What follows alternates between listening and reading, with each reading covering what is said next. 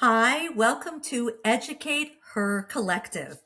I'm here with my friends Jennifer Mazzochi and Allison Gollin, and today we are going to be talking about behavior between home and school and why parents may say, well, why is my kid acting like this at school when I don't see it at home? If you're just Mhm. meeting me, I'm Melissa Antinoff. You may know me as the well-seasoned teacher on social media. I have taught kindergarten through eighth grade general ed for almost 30 years, and I am currently a gifted education teacher. And I'm going to pass it off to my friend Allison Gollin. Hi, and Allison. I am a school social worker in a New Jersey school district, and I've been there for about 21 years. So, one of the things that I find so interesting about this topic of, well, my child isn't necessarily doing what you're saying they're doing at school at home, is because a lot of times the home is structured in a way that is built for the child and whatever challenges they have. For example, specifically, I can tell you about a story of a child that I had a few years ago in first grade. He was a great kid. He's extremely bright, had tons to say. But as the school year went on, his behavior became more and more difficult for us to manage in the classroom at school. Things like his anger, he was triggered and became dysregulated so quickly and easily that he'd be standing on desks just screaming about how angry he was. Um, Other kids would be in the corner rocking and covering their ears, and it was a tough thing to see. And when we'd reach out to mom and say, he's having a really tough day, these are the things that are going on, for a while she was saying to us, but I don't even understand how that could be the case. I mean, he's totally fine at home. So I remember one day, when we were trying to help her understand that this could be a more medical issue, right? So mental health and the dysregulation could be something that we just can't identify or treat at school.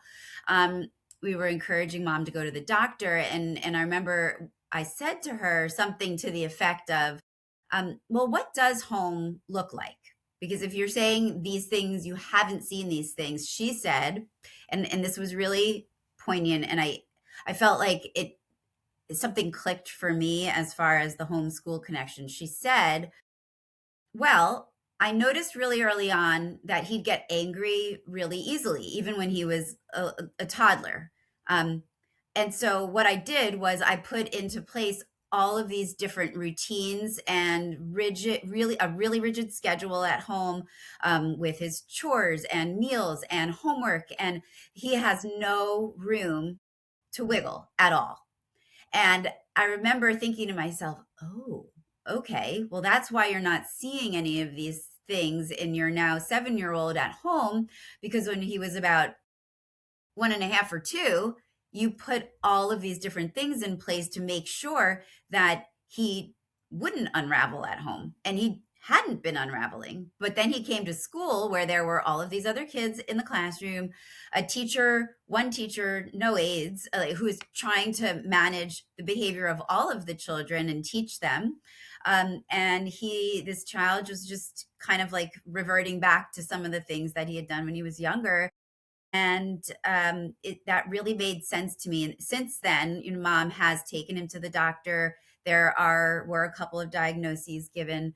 In that situation, medication had been recommended, and the child is currently on meds and doing really well. And that this is not to say that that's the end all be all, but I I did think that it was very, very interesting that when she presented why it isn't happening at home, but it is happening at school, we were really clearly able to see what the disparity was between home and school. So, So it was like a light bulb moment for you. yes, yeah, it really it was. And I took a lot of notes in that meeting, and I reference them sometimes now even. And that really reminds me of a little guy I had when I taught third grade. Again, I hadn't really understood how parents could say they didn't see it at home when it was so obvious what was going on in the classroom. And I had a little guy, this is years ago, who third grade would scream on the floor, laying down, kicking, pushing desks over. They would have to carry him out. It would take two or three kids. And he was a little peanut to begin with, but he was just so full of anger. And and he really struggled with following simple directions. I had ants in my classroom, and so they had to eat over their desks, and he would walk around with food, and I never made them sit, but he couldn't even stay in one place just with food. And so I had mom in to talk about how explosive he was and the things we were doing in school. And I was hoping to lead her to maybe thinking of going to the doctor. And I said, well, I mentioned to her about the food. I said, how do you get him to sit at the table at home? And she looked really embarrassed. And she said, well, he doesn't sit at the table at home. He sits on the floor in front of the TV and he eats. And there was my light bulb that I ask him to do all these things that she doesn't ask him to do at home. And while your parent structured everything, this child was never asked to clean up. He wasn't expected to eat at a table. And so all of a sudden, I'm asking him to sit and write and read and listen. And he couldn't do any of it. And it did end up that he had many diagnoses the following year. And I don't know, medication was suggested for many diagnoses. And I don't know what happened because they moved.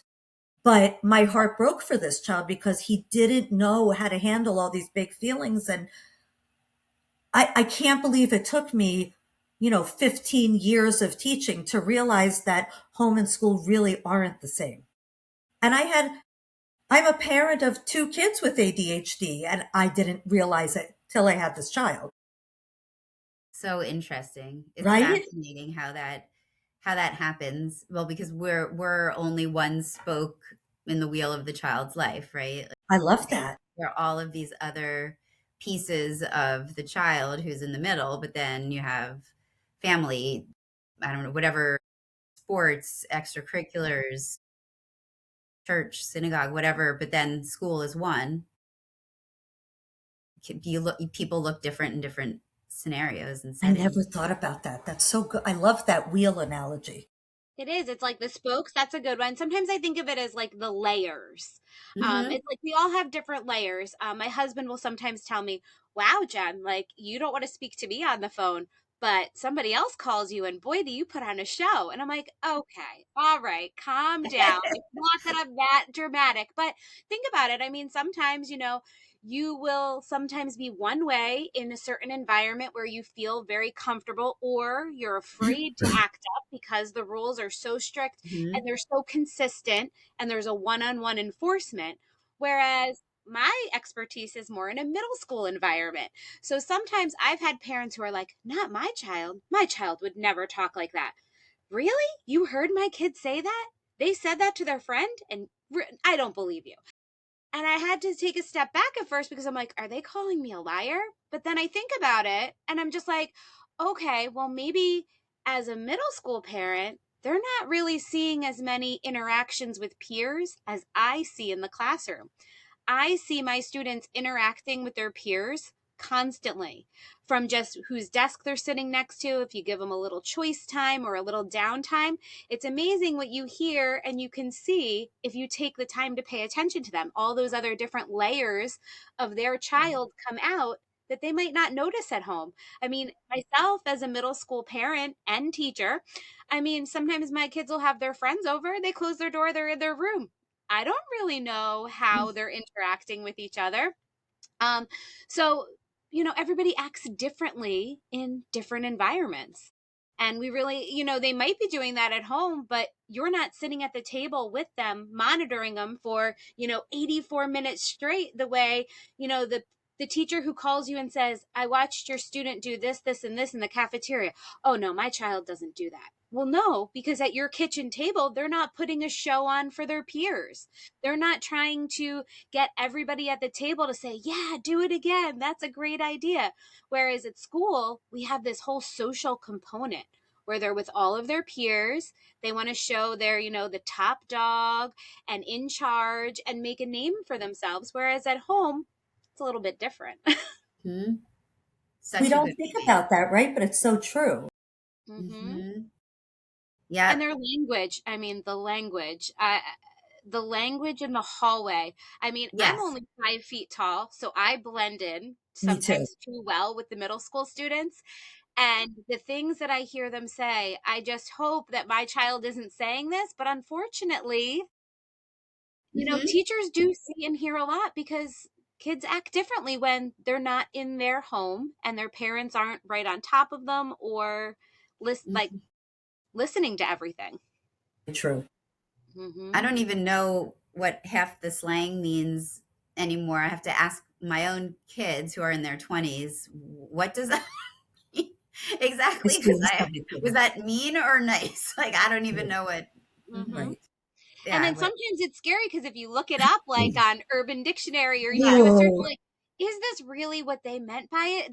There's just so many different layers of it and how they're using this different language with each other and how, it's a social competition. It's like a social experiment. it Mhm. really is. And Mhm. everything in middle school is all about how their peers perceive them.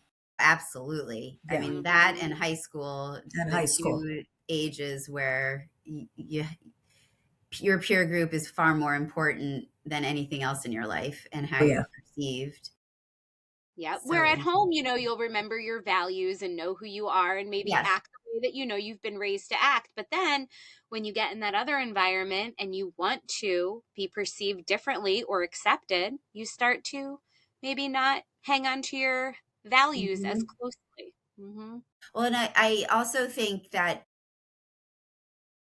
dovetailing off of that, um, over the years, not that I am involved in discipline in my school, but every so often, I'll have to sit in with the principal when a special education student has gotten in trouble or whatever the situation might be.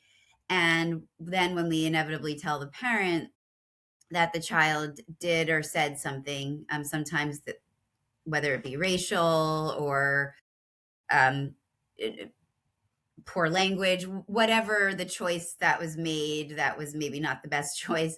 Um, a lot of times, what I've noticed is the parents will say, well, we don't talk like that at home. So, how does he even know that? He doesn't know those words. And then, as a parent, I feel really badly because I know that there's this whole like underground of or underworld or whatever of the way that kids interact and talk to each other, whatever's happening in video games, whatever's happening on social media. YouTube um, videos, the yeah, language in YouTube and videos. YouTube. So that's the other piece of it too, is you might not talk like that at home or ever even dare to say something like that around your child, but they are absorbing it and picking it up just from being little citizens in their community. And that's really hard. I think it's a hard pill for some families to swallow, and it's upsetting, but it is the way it is. That's where teachers and all of the staff in school and parents need to work as a team Mhm. so that the children Yeah. are successful. Hmm. And in fact, that's what we're going to be talking about next month is building relationships in all the different areas. I mean, Allison, you'll talk about building relationships With parents, yep. with Mhm. parents, and I Yes. will talk about building relationships with students, and Jenn. We'll talk about building relationships with your co-teachers and your colleagues because I work with a lot of co-teaching. I do the co-teaching connection. So, Yes, please follow us on all social media Yes. platforms. mhm. This was great, guys. Thank you Bye. so Wonderful, much. It was ladies. Thank really Thank you. wonderful. you.